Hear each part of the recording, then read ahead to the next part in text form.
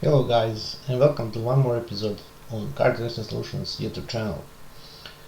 Today we'll discuss about heating problems on Passat Mk8.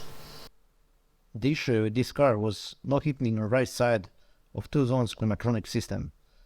The problem was stuck in flat heating motor on the right side. The flat motor itself is located under the glow box. First you must remove the glow box and electronic module near it. Then release the bolt from the underside which holds the central dashboard. Then swing a little the metal holder so you can get access to the flat motor.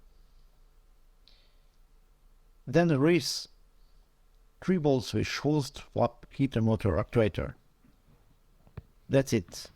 You're assembling in opposite direction. Thank you for watching and don't forget to subscribe. Bye.